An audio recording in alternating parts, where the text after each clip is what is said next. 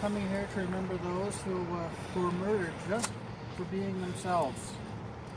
My name's Ceri Lewis. I'm a transgender Christian, and much of what I'll talk about today will have to do with how we can react to Christian people, particularly fundamental, who are actually a lot of the group that's behind some of the struggles we are having.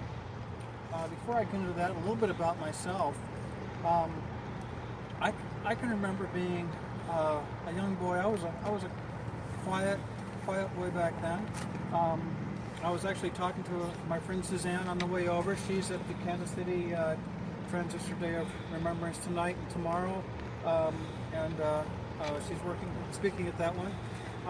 But I was telling her about me being quiet, and she said, "You, no way possible, because pretty much anymore I'm fearless." But yeah, I was pretty quiet back then. I didn't get along, or not really didn't get along, but I didn't interact with guys much when I was growing up. I just didn't relate. When we'd have family gatherings, I'd actually have more fun playing house with my cousins and stuff. As I got older in high school and stuff, I definitely didn't relate to the jock crowd at all. And again, I was much more comfortable visiting, chatting with girls and stuff. I didn't understand what it meant or what it was. It's just the way it was. I just figured I just didn't fit in with guys. When I was about 10 years old was the first time that I got curious enough to and enough courage to actually try on something of my mom's. She had an outfit I thought was just really pretty, so I tried it on, and it felt great. But after I did that, I actually, even at 10 years old, said, "This is wrong. This is perverted. I'm sick. What's wrong with me?" And the shame kept me from talking to anybody about it, because how is anybody gonna like me if they hear this about me? I dressed a few times when I was a teenager, and always the same result. I would feel great while I was dressed, and the clothes were marvelous.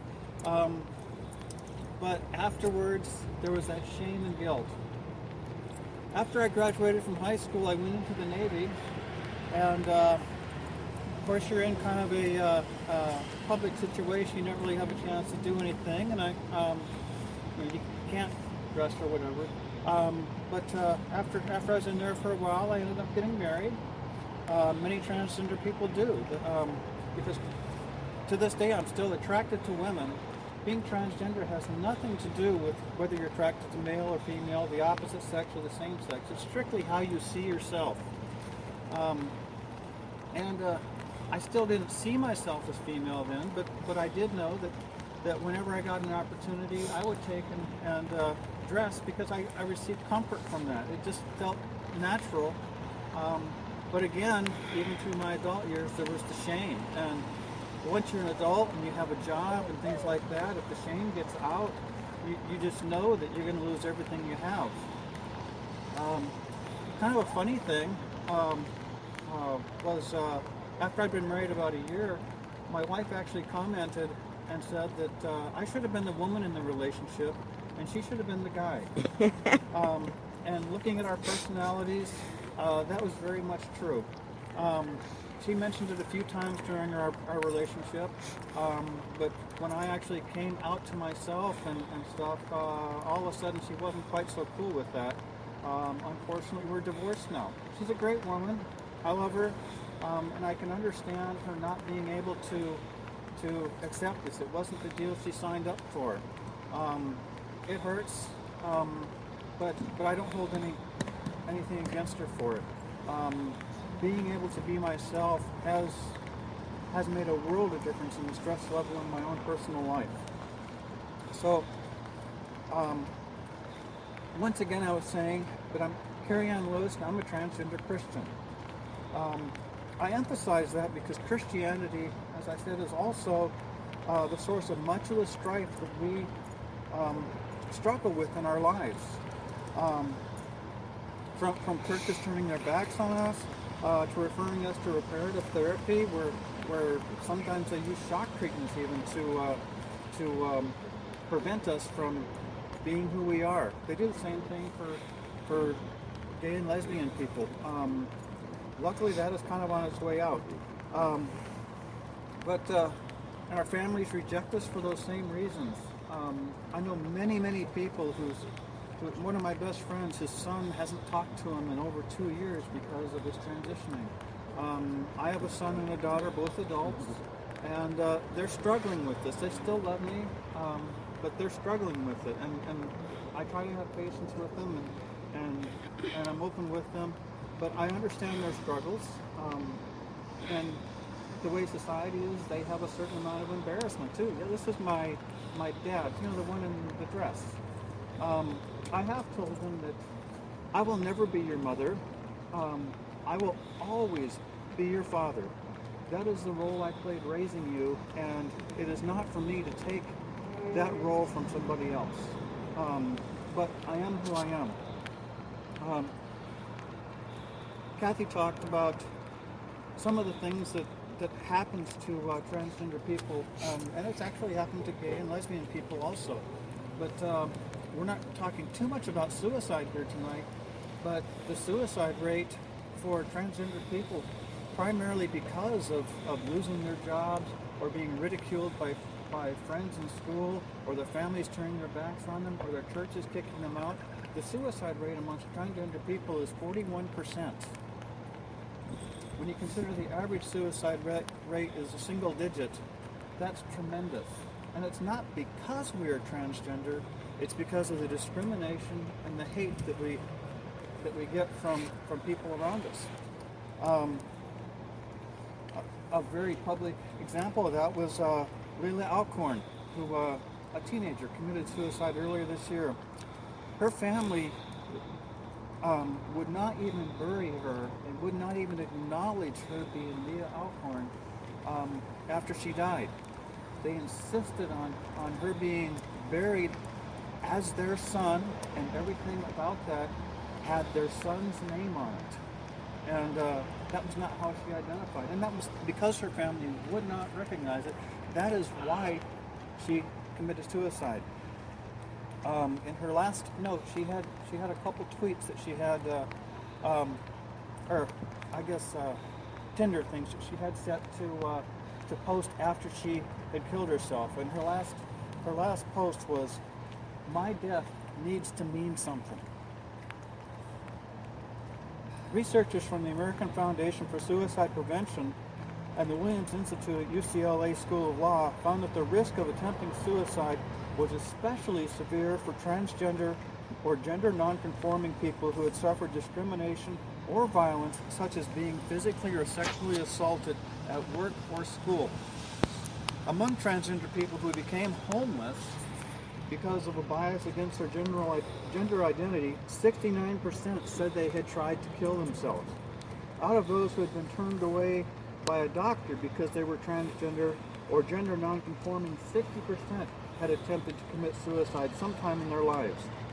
I know 3 people just in the last week who have had issues going to pharmacies to pick up the prescriptions that they've been getting at that pharmacy for years. The pharmacists are coming back and saying, "We can't fill this," or "We won't fill this for you." That's wrong. Nearly 2/3 of respondents who were the victims of domestic violence at the hands of a family member had attempted suicide. The study also showed suicide attempts were less common among transgender and gender nonconforming people who said their family ties had remained strong after they came out. And as I mentioned, I'm divorced. My divorce has been final for right about 6 months now. We've been separated for 2 years. I have friends who have very strong marriages that are transgender and very supportive families. But that's only about 1/3 of all transgender married people will the marriage last. Since the last Transgender Day of Remembrance in 2014, there have been 23 murders in the United States, 271 worldwide. Of those, 3 of them took place in Missouri. All of them in my home area of Kansas City.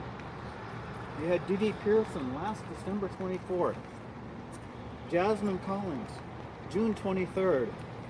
And I had the privilege of speaking at Tamara Dominguez's memorial service on August 15th. As I said, many of the reasons that we are discriminated against is due to being misrepresented in by churches. So I wanted to take some time and look at some of the scriptures that pertain to us as transgender people. The first thing that I want to bring up is Genesis 1:27. So God created mankind in his own image. In the image of God, he created them. Male and female, he created them. Now, this scripture is used against us a lot, but I like this scripture because it tells us that God created us. He created us for a purpose and with reason. I want to continue with Genesis 1:5. We're actually backing up in the creation story a little bit. In the beginning, God created the heavens and the earth. Now the earth was formless and empty. Darkness was over the surface of the deep, and the Spirit of God was hovering over the waters. And God said, "Let there be light." And there was light. God said that the light was good, and he separated the light from the darkness. God called the light day, and the darkness he called night. And there was evening, and there was morning, the first day. Well, we had kind of a cloudy day, but we did have light today, and that helped us go about our daily tasks. It was a good thing. And shortly here, it's going to be dark, and that will help our candlelight vigil, and also the nighttime gives us a chance to recuperate our bodies, to rest up and be ready for the next day. So we have day and we have night. But wait a minute, there's something missing. I have had so many memes on my Facebook that have had beautiful sunrises and beautiful sunsets, the transition time between day and night, and so often they have beautiful, inspiring sayings attached to them. Did God also create the transitional times of dusk and dawn? They're not mentioned in the Bible, but we know they're there, and we know that they're good. So, if we have transition times between day and night, why can't we have transition times between male and female? I know many women who identify as women, who range in appearance and actions from very petite and girly to one of my friends is big enough to, not fat, just big. She's big enough to pound me into the ground if she chose to, but she's still a female, but she's got very masculine features. That tells me right there that God has created us all differently. And we actually have examples in the natural world of amphibians that if the population of males is too strong, some of them will switch to female for the purpose of reproduction. So there is example in the Bible of a gender fluidness between the sexes.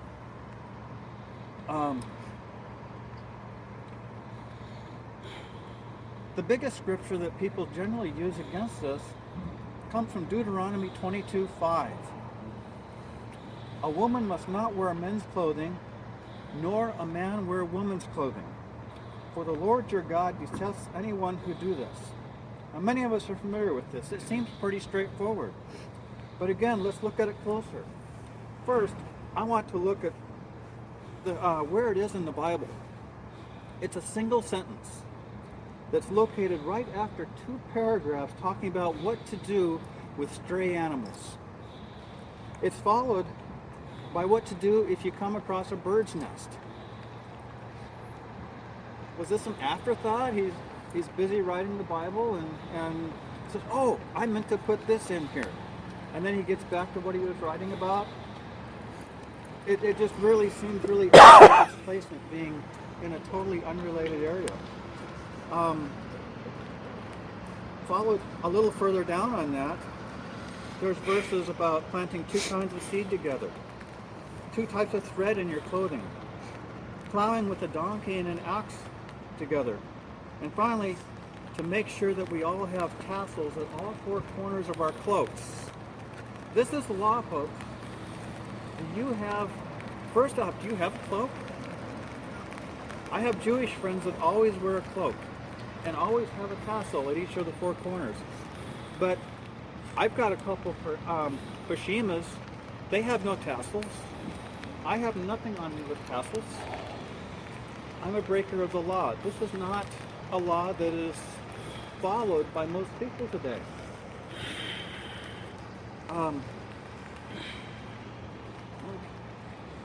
But let's go back and look at the context.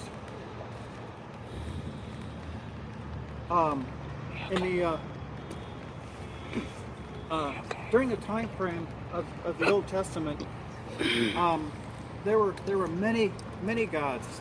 You had Venus, Dionysius, and stuff, and many times people would take and actually have orgies as part of their religious practices. In these temples, the people participating in these orgies would dress as the opposite gender, and that was just part of the lustful pleasures going on, and I can understand that being immoral in the Bible because they're dishonoring their bodies. But in the NIV Matthew Henry commentary, the following note is made regarding verses 5 through 12 there. Here are several laws in these verses which seem to stoop very low and to take cognizance of things common and minute. On verse 5 he says, probably this exchange of garments had been used to gain opportunity or of committing uncleanliness and is therefore forbidden. I've heard from many sources similar comments such as forbidding a woman from gaining male privilege in a patriarchal society, or men from sneaking into a harem of a wealthy person, or improper actions, or to dress himself as a woman to avoid military service. This brings to mind a couple of things. Saint Joan of Arc, canonized in the Catholic Church, her claim to fame was dressing as a man and leading an army. The other, of course, is me. I served in the military. I have many friends who have served in the military. My friend Suzanne, I mentioned earlier. Also my friend, many of you may have heard of Christian Beck, a transgender friend who is a member of SEAL Team 6 and is running for Congress in Maryland. She has many decorations, including a Purple Heart. Obviously, avoiding the military is not our purpose for dressing as women. It's very important when someone confronts you with these scriptures that you remind them, this is not about sex, it's about gender. I am not a man dressed as a woman. I am a woman who happens to have a male body. Being transgender also has nothing to do with homosexuality. That's a subject for another day. I wish to share a few more scriptures that we may use when talking to our fellow Christians about being transgender. In Acts 10, 9 through 15, about noon the following day, they were on their journey and approaching the city. Peter went up on the roof to pray. He became hungry and wanted something to eat. And while the meal was being prepared, he fell into a trance. He saw heaven opened and something like a large sheet being let down to earth by its four corners. It contained all kinds of four-footed animals as well as reptiles and birds. Then a voice told him, "Get up, Peter, kill and eat." "Surely not, Lord," Peter replied. "I have never eaten